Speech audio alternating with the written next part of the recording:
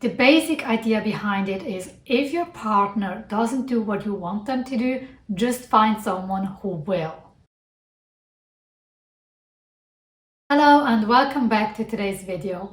I recently saw a video about a sister discussing with her brother the principle that apparently is going around of find someone who will. So if your partner is not doing something that you would like or want them to do, just kind of, screw them and find someone who will. So the sister was explaining to her brother, if he doesn't open the door for me, I'll just find someone who will. Or if he doesn't buy me flowers, I'll just find someone who will. And her brother's response was like, okay, so if she doesn't cook for me, I'll just find someone who will.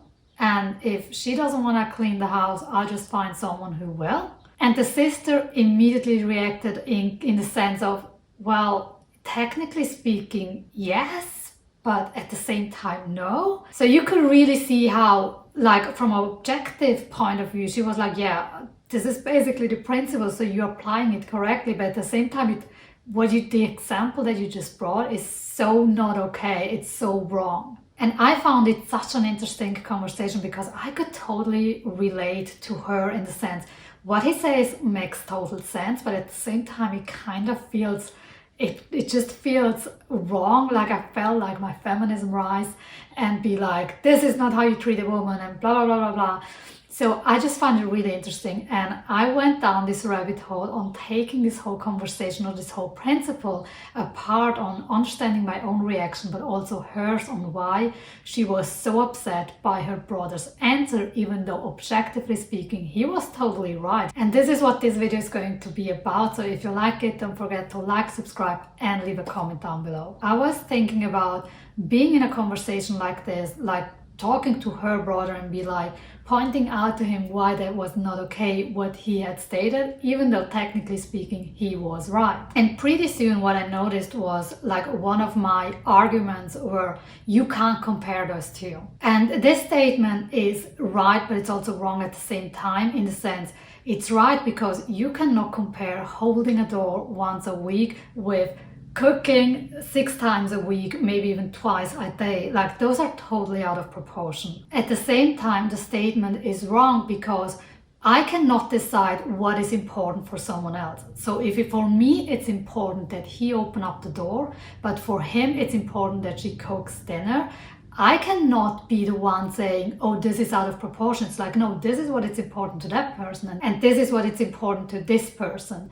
So in that sense, it's wrong saying that those two are not comparable, because it's about personal value and about personal preference. The other thing that I noticed about the argument, oh, you can't compare those two, was the fact that you shouldn't be comparing to begin with.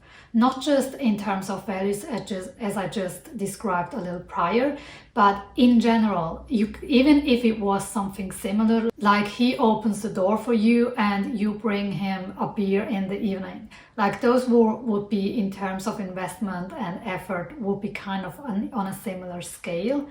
But even if you have like something that is comparable from an objective point of view in terms of effort, it's still the most stupid thing that you can do to compare those two. The reason for that is, as soon as you are comparing, you're putting those things on a scale and you're constantly judging on who did more and who did less.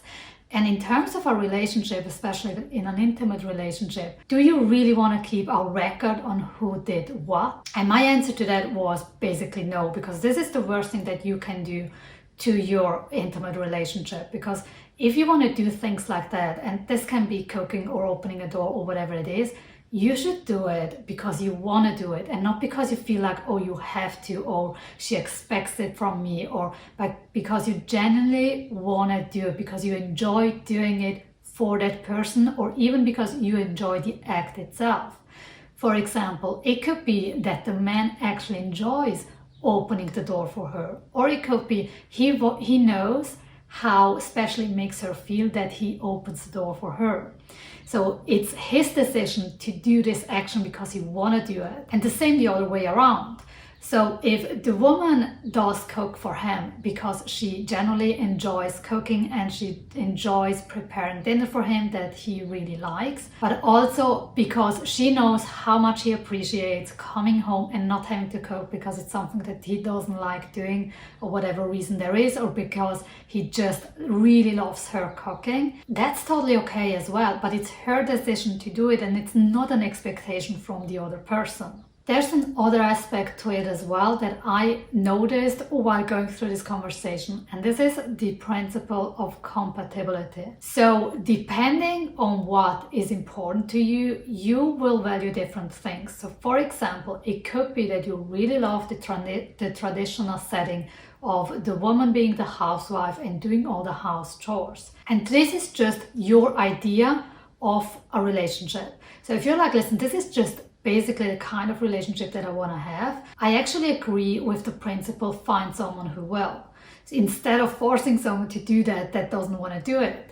So this is about compatibility, like what kind of relation do I want to have, and is that other person compatible to that? One thing that one might want to consider on the other hand with the compatibility is like, which things are really important in terms of compatibility? Is it really important for me that I find a wife that cooks for me every night, or is it important for me to find a man that opens every door for me? It is about compatibility, but it is also about really having a look at it and be like, is this really important? Like, which part of it do I really need to be compatible and which not?